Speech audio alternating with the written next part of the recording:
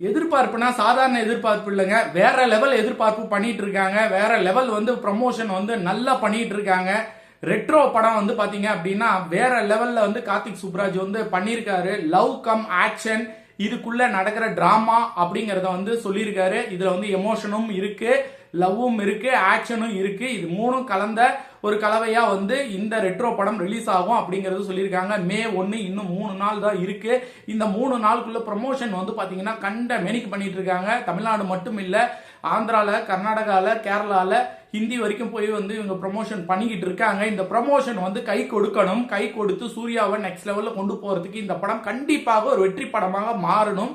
அந்த வெற்றி படமா மாறுறதுக்கான கதை உள்ள கண்டிப்பா கார்த்திக் சுப்ராஜ் கதை இல்லாம படமே எடுக்க மாட்டாரு. அவரோட படத்துல ஒரு தின் லைன் இருக்கும். அந்த தின் லைனை பிடிச்சதான் கதையே நகரும். அந்த தின் லைன் ஸ்ட்ராங்கான லைனா இருந்தது அப்படின்னா கண்டிப்பாக இந்த படம் பாத்தீங்கன்னா ஒரு வெற்றி படமா மாறணும். ஏன் மாறணும் அப்படின்னா சூர்யாவோட ஃபேன்ஸ் ரொம்ப நாள் வெயிட் பண்ணிட்டாங்க ஒரு வெற்றிக்காக. அந்த வெற்றி கார்த்திக் சுப்ராஜ் மூலியமாக சூர்யாவுக்கு கிடைக்கணும். இதுதான் சூர்யாவோட ரசிகர்கள் பெருசா எதிர்பார்த்துட்டு இருக்காங்க. இந்த பெரிய எதிர்பார்ப்புக்கு நடுவில் ரெட்ரோ பாத்தீங்கன்னா FDFC செம்ம கலக்க போகுது. தமிழ்நாட்டில் நல்ல ஒரு ரிப்போர்ட் கிடைக்கணும், பாசிட்டிவ் ரிப்போர்ட் கிடைக்கணும், நல்ல ரிவ்யூஸ் கிடைக்கணும். இந்த படம் மிகப்பெரிய வெற்றி படமா மாறணும். அது கார்த்திக் சுப்ராஜ் உள்ள கண்டென்ட் வச்சிருப்பாரு. எனக்கு ஒரே ஒரு சின்ன விஷயம் மட்டும்தான் இந்த படத்துல இடிக்குது.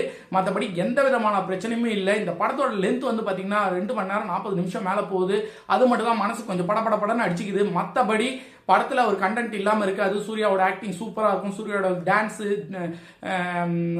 டைலாக் டெலிவரி எல்லாமே வேற லெவலா இருக்க போகுது. அந்த லென்த் மட்டும் தான் என் மனசு கொஞ்சம் படன்னு அடிச்சுக்குது. மற்றபடி இந்த படம் பாத்தீங்க அப்படின்னா ஒரு பிளாக் பஸ்டர் ஹிட் ஆகிறதுக்கான தகுதியான படமா இருக்கு. ட்ரைலரை பார்த்து நம்ம தெரிஞ்சுக்கிட்டோம், படத்தை பார்த்தும் தெரிஞ்சு